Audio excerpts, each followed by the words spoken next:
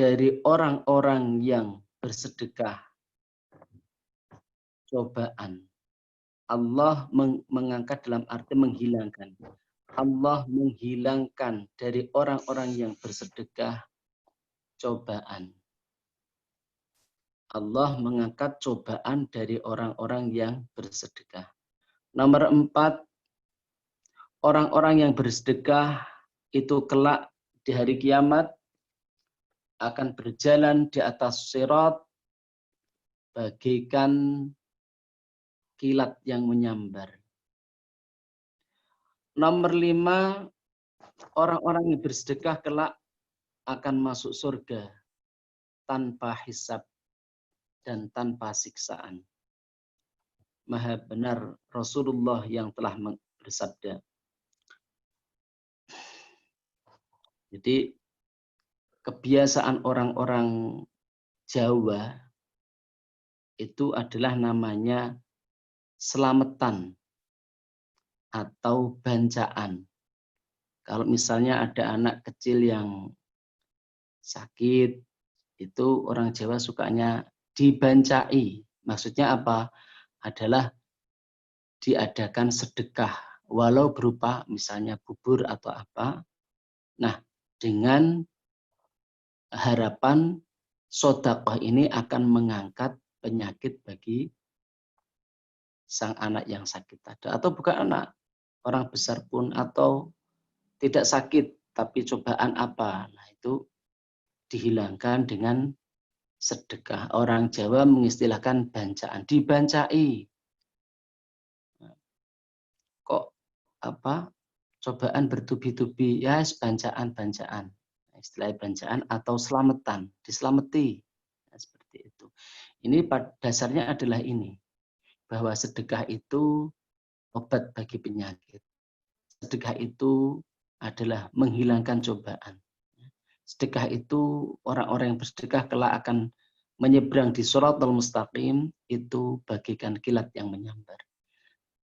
Diambil dari ini maka bisa diambil apa istilahnya, suatu kesimpulan bahwa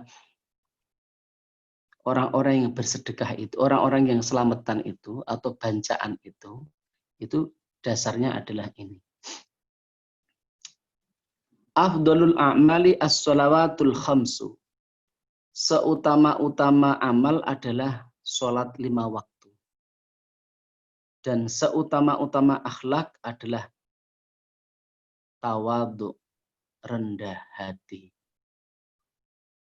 Maha benar Rasulullah yang telah bersabda, daqaiqul akhbar, durratun nasihin. Jadi amal yang paling utama sholat 5 waktu. Ya, karena sholat itu adalah ibadah yang langsung kepada Allah. Langsung. Kemudian paling utamanya akhlak adalah rendah hati, tawadhu. Akhlak yang terutama, yang paling utama adalah tawadhu, rendah hati. Sampai ada yang mengatakan orang yang berilmu tinggi tapi akhlaknya tidak baik itu adalah lebih utama orang yang ilmunya rendah tapi akhlaknya tinggi. Ya, jadi sebetulnya dua-duanya penting. Ilmu itu penting sekali, akhlak lebih penting. Ya. Sebab kalau akhlak itu adalah menjadikan orang akan berperilaku baik. Nah, pentingnya ilmu apa? Pentingnya ilmu itu al-ilmu nurun. Ilmu itu cahaya. Karena dengan ilmu orang akan menjadi tahu mana yang baik dan mana yang buruk. Mana yang benar, mana yang salah. Mana yang bermanfaat dan mana yang madarat. Tapi kalau sudah tahu, ini tinggal orangnya. Kalau memang orangnya akhlaknya baik, tentu akan melakukan hal yang baik-baik. Tapi kalau walaupun dia tahu itu adalah tidak baik, kalau memang akhlaknya tidak baik, maka dengan mudah dia akan melakukan hal yang tidak baik. Karena akhlaknya tidak baik. Makanya dua-duanya itu penting. Dua-duanya penting, tapi akhlak memang lebih penting. Nah, kalau ilmu itu, orang yang berilmu itu ada bahayanya. orang yang bodoh juga ada bahayanya. Kalau orang yang berilmu itu bahayanya kalau dia semakin tambah ilmunya, bukan semakin sadar diri, tapi semakin tinggi hati. Ini berbahaya sekali. Karena apa? Akan menjadi sulit dinasihati. Karena dia berilmu, maka siapa yang berani menasihati? Misalnya ada yang menasihati, kamu itu ilmunya seberapa kok nasihati aku? Nah, ini jadi bahayanya ilmu di situ. Semakin berilmu, kalau tidak bertambah akhlaknya, tidak bertambah hidayahnya, maka ada sabda, man izdada ilman walam yazdad hudan lam yazdad minallahi illa bu'dan. Barang siapa bertambah ilmunya tapi tidak bertambah petunjuknya kepada Allah, maka dia tidak bertambah kecuali bertambah jauh dari Allah. Na'udzubillah min dzalik. Jadi seharusnya semakin berilmu, semakin Bismillahirrahmanirrahim. Jadi semakin berilmu, semakin harus menyadari ya, bahwa betapa kita adalah manusia yang lemah, mudah salah. Ya. Jadi kalau misalnya ada satu kesalahan, diperingatkan, jangan sampai mengalami yang namanya gengsi. Ya, ini na'udzubillah min dzalik. Ya. Bismillahirrahmanirrahim. Nah, kalau bahayanya bodoh, jahlun, tidak punya ilmu adalah apa? Bahayanya adalah bila melakukan kesalahan, dia masih merasa benar. Bila melakukan kesalahan, dia masih merasa benar, kan tidak tahu. Karena dia tidak tahu bahwa dia salah. Itu bahayanya. Makanya sampai ada peringatan, bala'un azimun, alimun mutahattikun, wa a'adhamu minhu, jahilun mutanassikun.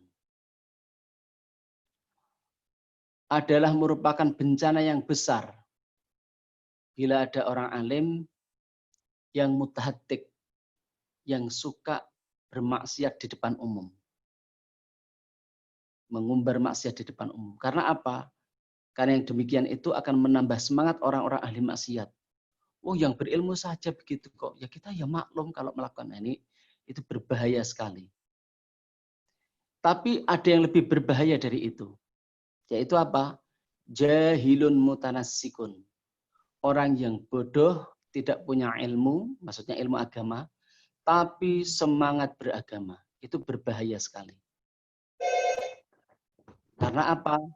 Karena tanpa ilmu yang mencukupi, semangat beragama yang berlebihan, ini bisa mengakibatkan menjadi orang yang bersikap khawarij, orang yang bersikap radikal, yang berpikiran terlalu keras, memahami Islam secara dangkal dan sempit, karena kurang ilmu, dan itu berbahaya sekali. Maka di kitab Ta'lim al-Muta'alim dikatakan seperti itu. Bala'un zimun alimun mutahattikun wa a'dhamu minhu jahilun mutanassikun. Adalah kerusakan atau bencana yang besar bila ada orang alim tapi suka mengumbar di depan orang umum, mengumbar maksiat di depan umum. Karena itu akan menambah semangatnya orang-orang yang ahli maksiat. Tapi ada yang lebih besar bahayanya daripada itu, lebih besar bencananya daripada itu, yaitu apa? Orang yang bodoh, tidak punya ilmu, tapi semangat beragama. Itu bahaya sekali. Karena apa? Dia akan melakukan hal-hal yang salah, yang tidak sesuai dengan agama, tapi masih di atas namakan agama. Itu berbahaya sekali. Makanya mengaji itu penting sekali, agar punya ilmu. Sehingga tidak salah jalan, tapi juga akhlak juga penting. Karena dengan akhlak yang baik, ya, akhlak itu luas ya. Akhlak itu mencakup kalau mungkin dalam bahasa apa itu ada yang namanya etika, ada apa attitude atau apa. Itu mencakup semuanya. Jadi ada akhlak zahir dan ada akhlak batin. Perilaku zahir dan perilaku batin itu semua tercakup dalam akhlak. Keikhlasan, ketawaduan, keridhaan, kesabaran, syukur, bersikap baik, berkata baik, berperilaku baik, semuanya adalah akhlak. Itu penting sekali. Bismillahirrahmanirrahim. Jadi saya ulang tadi, diperingatkan bahwa bala'un azimun alimun mutahattikun wa a'zamu minhu jahilun mutanassikun. Adalah bencana yang besar bila ada orang alim yang suka mengumbar maksiat di depan umum, tapi ada yang lebih besar lagi bahayanya, yaitu apa? Orang yang bodoh agama tapi semangat beragama. Karena itu akan menjadikan bersikap yang salah tapi di atas namakan agama. Wallahu a'lam. Bismillahirrahmanirrahim. Anin nabiyyi sallallahu alaihi wasallam. As-sadaqatu tasuddu sab'ina baban minas su'i. Diriwayatkan dari Kanjeng Nabi Muhammad sallallahu alaihi wasallam, beliau bersabda, sedekah itu menutup 70 pintu keburukan. Sedekah itu menutup 70 pintu keburukan. Nah, ini sama dengan hadis yang di atas, bahwa sedekah itu adalah menutup keburukan dan mendatangkan kebaikan. Wa an Anas radhiyallahu anhu annahu qala qala Rasulullah sallallahu alaihi wasallam, man kana lahu malun falyatasaddaq bimalihi wa man kana lahu ilmun falyatasaddaq bi'ilmihi wa man kana lahu quwwatun falyatasaddaq biquwwatihi. Jami'ul Azhar. Bismillahirrahmanirrahim. Rasulullah sallallahu alaihi wasallam pernah bersabda, barang siapa mempunyai harta benda, maka hendaklah dia bersedekah dengan harta bendanya. Dan barang siapa mempunyai ilmu, maka hendaklah dia bersedekah dengan ilmunya. Bersedekah dengan ilmunya berarti dia mengajarkan ilmunya tanpa ada embel-embel apapun. Ya. Sedekah. Wa man kana lahu quwwatun falyatasaddaq biquwwatihi. Barang siapa mempunyai kekuatan, maka bersedekahlah dengan kekuatannya. Jami'ul Azhar. Jadi bersedekah itu bisa dengan apapun, bisa dengan harta, bisa dengan ilmu, dan bisa dengan kekuatan. Bismillahirrahmanirrahim. Wa qala an-nabiy sallallahu alaihi wasallam, man syayya'a dhaifan sab'a khatawatin aghlaqallahu anhu sab'ata abwabi jahannam wa idza syayya'ahu thamaniya khatawatin fatahallahu alaihi thamaniyata abwabil jannah hatta yadkhulaha min ayyi babin sya'a. Haqa'iq. Bismillahirrahmanirrahim. Kanjeng Nabi Muhammad sallallahu alaihi wasallam bersabda, barang siapa mau mengiring tamunya keluar rumah sampai 7 langkah, maka Allah akan mengunci darinya 7 pintu jahanam. Dan ketika tuan rumah mengiring tamunya sampai 8 langkah, berarti tambah 1 langkah, maka Allah akan membukakan baginya 8 pintu surga.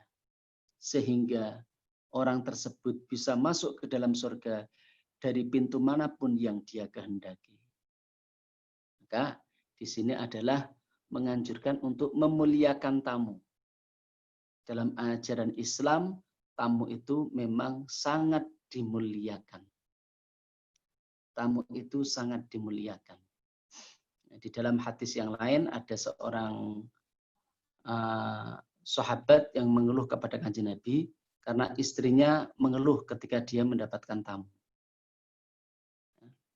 Kemudian Kanjeng Nabi pun malah berkata, nanti bilang sama istrimu, besok aku akan datang ke sana. Nah, kemudian sahabat tadi pulang dan beritahu kepada istrinya bahwa Kanjeng Nabi akan pinarak atau datang ke rumahnya. Maka sang istri pun bahagia sekali akan didhawuhi Kanjeng Nabi. Dia persiapkan semua yang ada, kemudian Kanjeng pun rawuh, mendahar di situ, makan minum di situ, kemudian sudah berbincang-bincang, kemudian Kanjeng Nabi pulang. Ketika mau pulang, Kanjeng Nabi berpesan, istrimu suruh melihat ketika saya keluar, nanti apa yang dia lihat. Maka sahabat tadi pun berkata pada istrinya, dipesan sama Kanjeng Nabi, dek kamu, nanti ketika Kanjeng Nabi keluar dari rumah ini, kamu disuruh untuk melihat. Maka istri sahabat tadi pun melihat, dan ternyata Kanjeng Nabi keluar dari rumah itu dengan diiringi hal yang buruk, yang di situ digambarkan berupa ular, kalajengking, dan apapun. Itu berarti menggambarkan hal-hal yang buruk atau aura-aura buruk, energi-energi yang negatif ikut keluar dari rumah itu. Maka kalau rumah itu banyak tamunya, maka rumah itu penuh dengan berkah. Rumah yang banyak tamunya adalah rumah yang penuh dengan berkah. Rumah yang tidak ada tamu, rumah bagaikan kuburan. Rumah yang tidak pernah untuk sholat juga bagaikan kuburan. Rumah yang tidak pernah untuk baca Al-Quran juga bagaikan kuburan. Maksudnya kuburan itu ya gelap. Ya, secara fisik kuburan kan gelap sekali.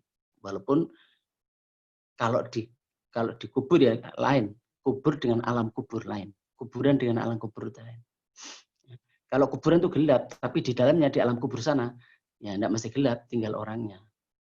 Ini yang dimaksud adalah bagaikan kuburan itu, gelap gulita, tidak ada cahaya.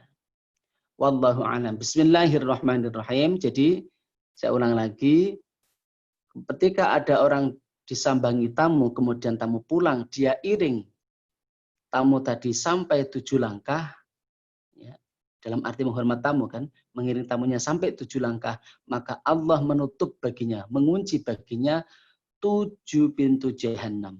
Dan ketika dia mengiring tamunya sampai 8 langkah, berarti tambah 1 langkah lagi, maka Allah membuka baginya 8 pintu surga, sehingga sang pemilik tamu tadi bisa masuk ke dalam surga dari pintu manapun yang dia kehendaki. Wallahu a'lam. Bismillahirrahmanirrahim. Anin Nabi sallallahu alaihi wasallam annahu qala akhbarani Jibril alaihi salam. Bisa dibaca Jibril, bisa dibaca Jibril. Bisa ada yang disebut Jibril. Jadi namanya bisa Jibril, Jibril, Jibril. Sebetulnya kata-kata Jibril, kemudian Mikail, Izrail, itu maknanya sama. Adalah apa? Ilah itu Tuhan, Allah. Jadi Jibril, Israfil, bukan siapa? Jibril, Izrail, Mikail, itu maknanya Abdullah, hamba Allah. Tapi dalam bentuk bahasa lain, ya, Jibril, Mikail, Izrail maknanya Abdullah. Seperti juga kalau Ismail enggak ya, Allah alam. Bukan. Israel. Ya, kalau Israel itu juga sama. Isra itu abdun, ilah itu Allah. Jadi ilah. Kata-kata ilahun, Allahu. Allahu dari kata-kata al-ilah. Ilahun bentuk nakirah, kemudian dikasih al, kemudian disatukan, dan lamnya dijadikan lam jalalah. Jadi Allah.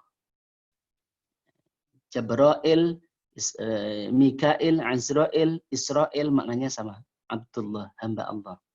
Bismillahirrahmanirrahim. Akhbarani Jibril alaihi salam faqala inna ad-dhaifa idza dakhala ala akhihi al-muslimi dakhalat ma'ahu alfu barakatin wa alfu rahmatin wa ghafarallahu dhunuba ahli dhalikal baiti walau kanat dhunubuhum akthara min zabatil bahri wa waraqil asjari wa a'dahu Allah ta'ala thawaba alfi syahidin wa kataba lahu bi kulli luqmatin akalah ad-dhaifu thawaba hajjatin mabruratin wa umratin maqbulatin wa banallahu ta'ala lahu madinatan fil jannah wa man akrama dhaifan faka'annama akrama sab'ina nabiyyan kanzul akhbar durratun nasihin. Bismillahirrahmanirrahim. Diriwayatkan dari Kanjeng Nabi Muhammad sallallahu alaihi wasallam, dia pernah bersabda, saya pernah dikhabari, dikasih khabar oleh malaikat Jibril. Malaikat Jibril berkata demikian. Sesungguhnya tamu itu ketika keluar, ketika masuk ke dalam rumah saudaranya yang Islam, yang Muslim, sama Muslim berarti kan, maka masuk bersama tamu tadi 1000 barokah dan 1000 rahmah. Dan Allah mengampuni dosa-dosa penghuni rumah tadi, walau dosa-dosanya lebih banyak daripada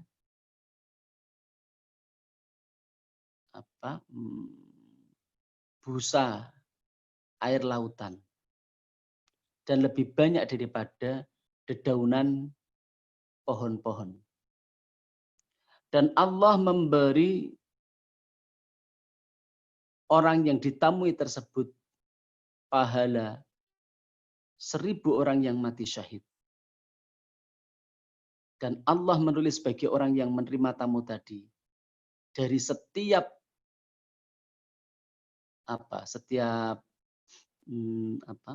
kalau bahasa Jawa itu puluh, bahasa Indonesia apa ya? Setiap suapan. Ya, dari setiap suapan yang dimakan oleh tamu akan ditulis baginya pahala haji yang mabrur dan umroh yang maqbul. Dan Allah membangun untuknya orang yang menerima tamu tadi, kota di dalam surga. Dibangunkan satu kota untuknya dalam surga. Barang siapa memuliakan tamu, maka seakan-akan dia telah memuliakan 70 nabi. Saya ulangi, bismillahirrahmanirrahim. Kanjeng Nabi pernah bersabda, saya dikasih khabar oleh malaikat Jibril. Dia pernah berkata demikian, sesungguhnya tamu itu ketika masuk ke dalam rumahnya saudaranya yang Muslim, ya sama Muslim, maka akan masuk bersama tamu tadi 1000 berkah dan 1000 rahmah. Dan Allah akan mengampuni dosa-dosa penghuni rumah tersebut, walaupun dosa-dosanya lebih banyak daripada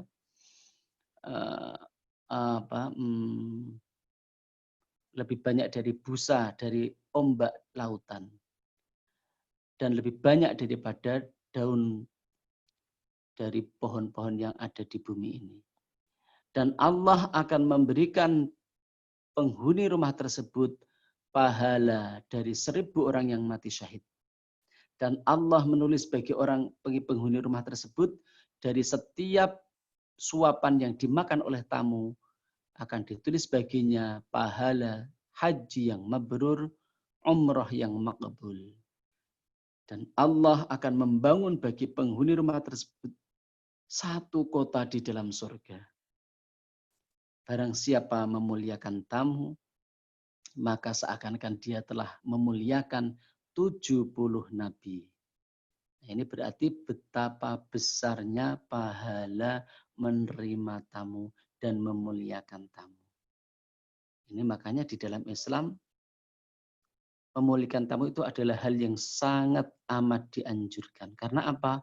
Karena pahalanya besar sekali. Besar sekali. Ya. Jadi kalau orang sudah tahu ini, tentu ketika ada yang bertamu, yang ditamui pun seharusnya tidak enggan. Ya. Tidak enggan. Yang bertamu pun dianjurkan tidak sungkan. Ya.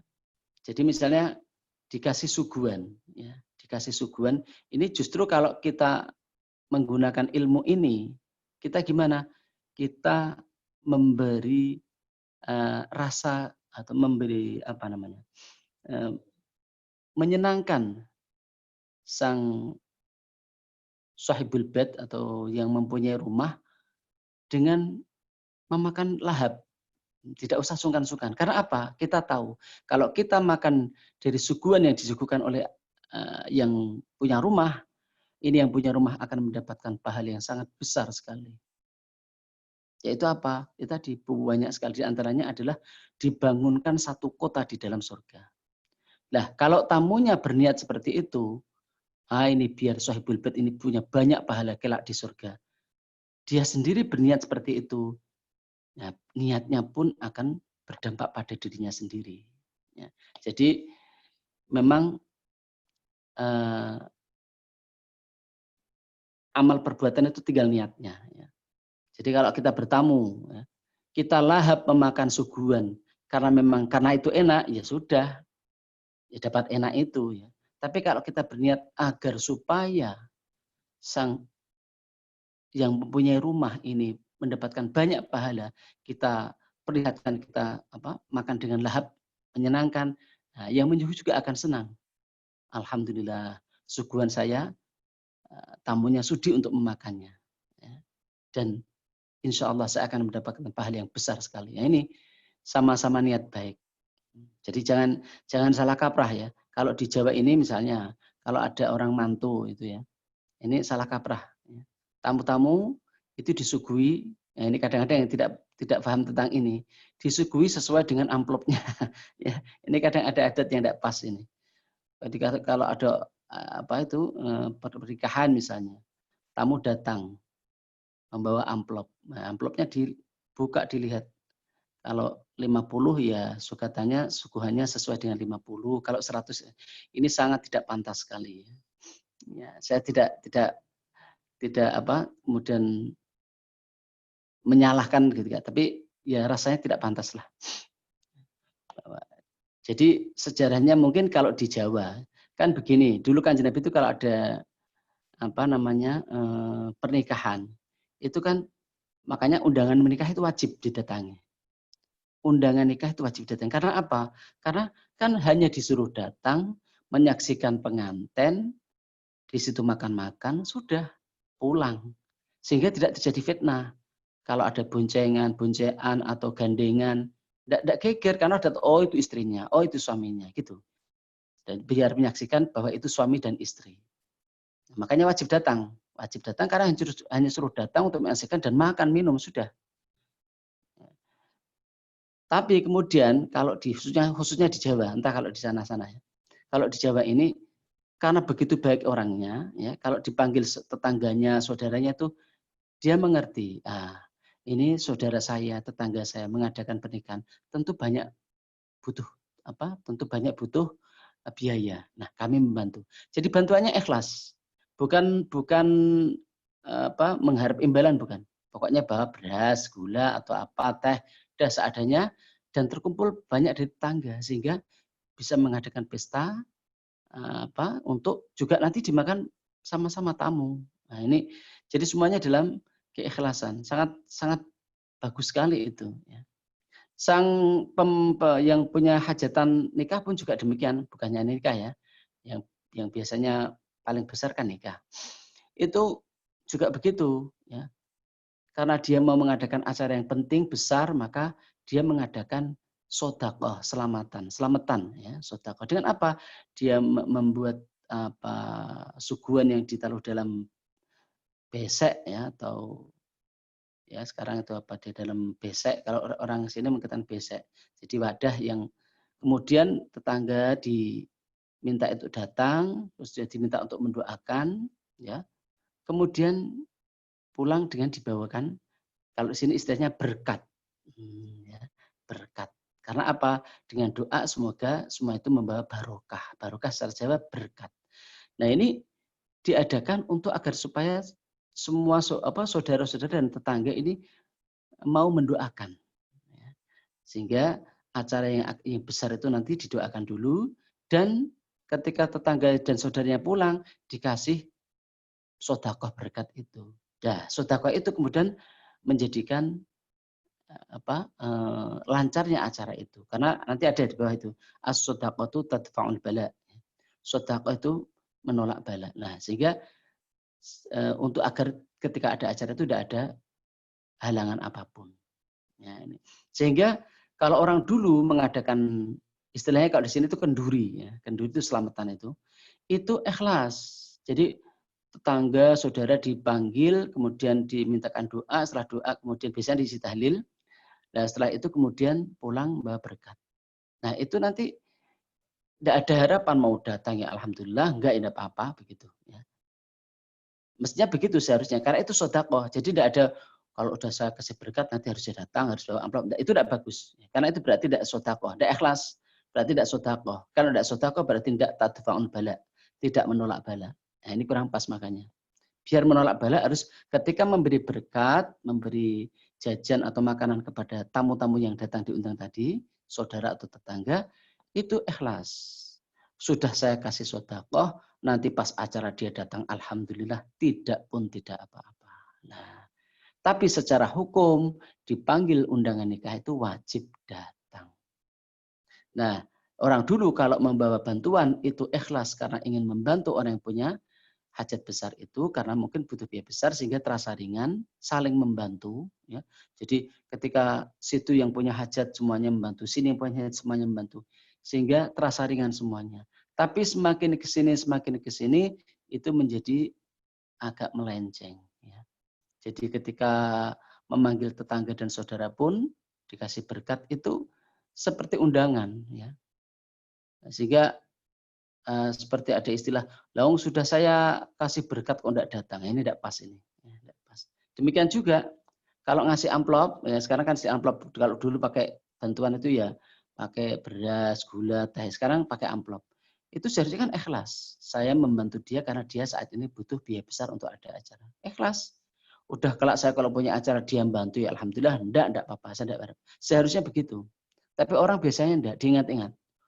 Lalu dulu saya bantu dia 200 kok dia sekarang 50 ya. Ngasih 50. Nah itu enggak pas itu. Semuanya berarti niatnya sudah tidak sedekah lagi. Sehingga tidak berhasiat sebagai sedekah. Ini kurang pas, kurang bagus. Itu namanya adat yang sudah melenceng. Ya. Ini sudah cukup banyak. Monggo kalau ada yang mau bertanya.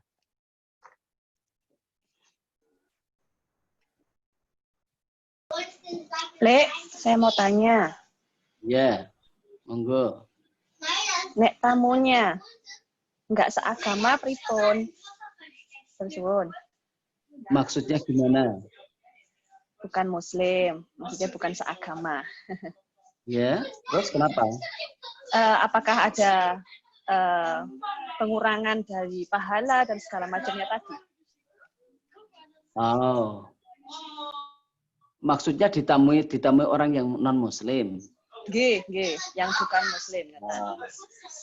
Ya, kalau dari sisi pahala itu semua terserah Allah, ya.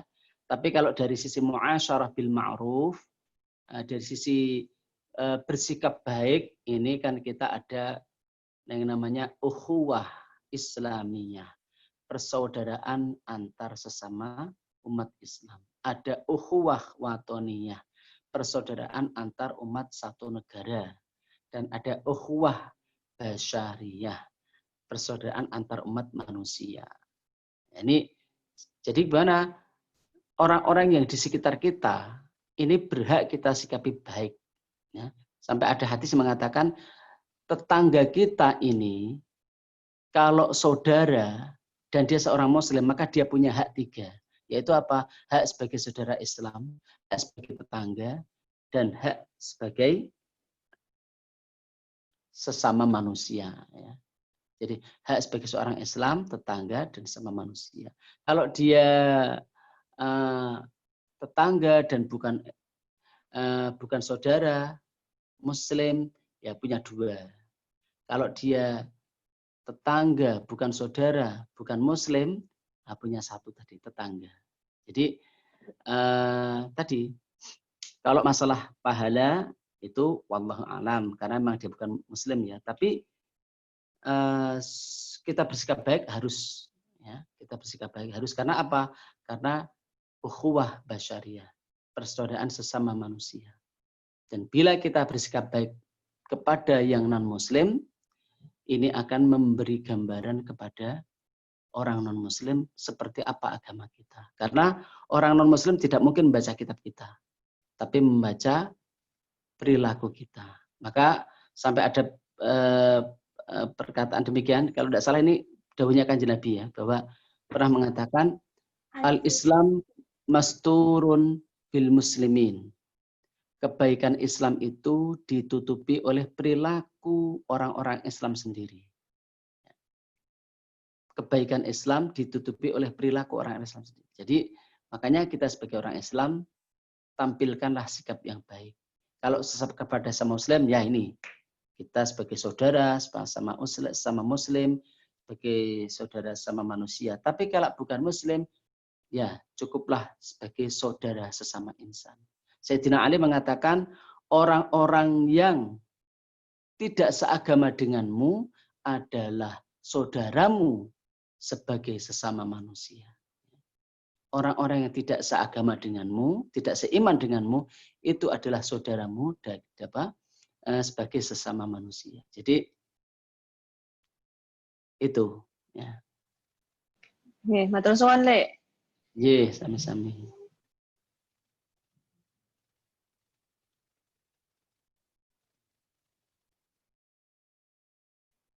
Monggo siapa yang mau bertanya dipersilahkan.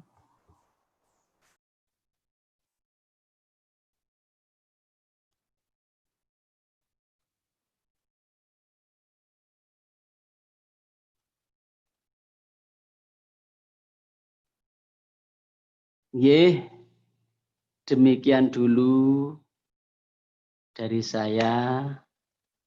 Mohon maaf. Wallahul muwaffiq ila aqwamit thoriq. Wassalamualaikum warahmatullahi wabarakatuh. Waalaikumsalam warahmatullahi wabarakatuh. Matur nuwun Gus Muhammad. Ada surat Ustaz tausiahnya. Terima kasih tausiahnya. Sami-sami.